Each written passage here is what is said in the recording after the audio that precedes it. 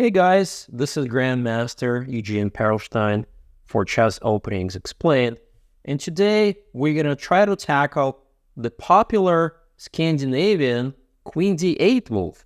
So after the moves e4, d5, e takes d, queen takes d5, knight c3, thanks to the efforts of my friend international master John Bartholomew, this move queen d8, paradoxically, is actually pretty popular at the club level. You might have seen the moves queen a5, which is the main line, even queen d6, which is actually a very interesting move. But queen d8, you gotta be kidding me, right guys? Well, for this special lecture, I want to show you how white can easily get an advantage by simple means when black plays such passive chess. So d4, central strategy is usually the best. Knight f6, bishop c4.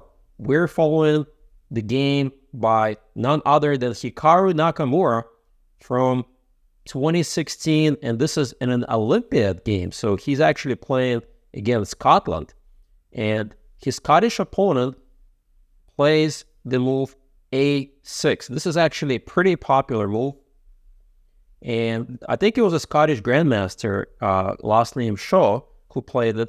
But e6 would actually be not so good because you don't want to block the bishop.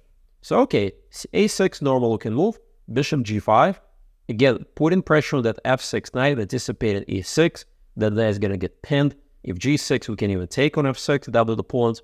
And in general, the theme of doubling the pawns on f6 is very important in this line. So here, black actually provokes white, says, yes, please, go ahead and double my pawn, but if you do, you're going to open up my bishop after bishop takes, pawn takes. But let us just back up a little bit and look at the logical move instead of h6, b5. In this case, I'm going to recommend to you a little bit of regrouping, switcheroo. Bishop goes back to e2, and after logical bishop b7, we're going to challenge the dominance of that bishop on the long diagonal. And if he takes, notice the rook feels really uncomfortable on a8. Rook a7 looks kind of ugly. c6 is logical, but now we get double those pawns, castle, and if he plays bishop e7, we're going to blow open the board, and now nothing can stop white's attack. This queen and the king are stuck in the center. If you take, you're going to allow all kinds of stuff, such as knight d5, discovered attacks, everyone's hanging. I mean, this is just absolutely horrible position. So in the game, black played h6. Of course, white can simply play bishop h4, maintain the bishop pair, but I liked what Hikaru did. Simply take it on f6 and develop. Knight f3, he doubled up. He pinned our knight. We castle. Black took. If black doesn't take, for instance, castle, then we can actually activate the knight. Knight could easily get regrouped, and the bishop could go here if need help. Actually, the king is actually pretty weak here. Everybody's going to attack the king. Keep in mind, we have a pawn majority on the queen side, 4 against 3, meaning that a lot of endgames are simply losing for black. All right, so let's get back to the game. Bishop took, and now he says, I've got double pawns, and so do you. Both sides have weaknesses.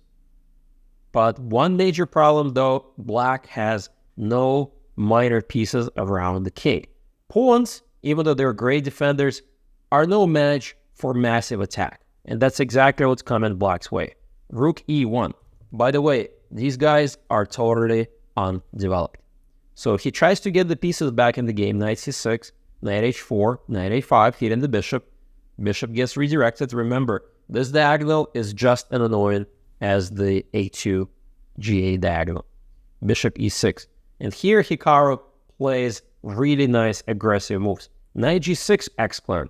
Again, using the fact that the bishop is going to be hanging if pawn takes due to rook takes e6 with a pretty big advantage. Rook e8, queen h5. Another x-plan move by Nakamura. I really like that move because there's a little bit of a tactic. If you take the knight, bishop takes, hitting the rook, it's not so easy for black to hold the position together. Rook e7 drops material right back. Rook takes e6 and bishop check, and black is simply down a pawn. The attack continues along the light squares. There's no doubt that white's going to win this game. So, all right, black says, I'm not going to take the knight. I play c5. That's a good move to play for counterplay. But Hikaru simply regroups. Knight f4, again, pressure on the bishop. Now, in some lines, he may think about taking and bringing the queen to checkmate on h7.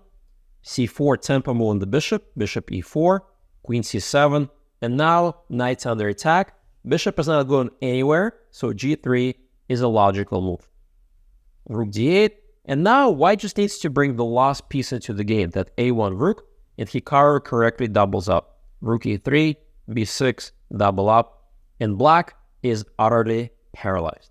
Even though he managed to survive the opening, this middle game is really annoying.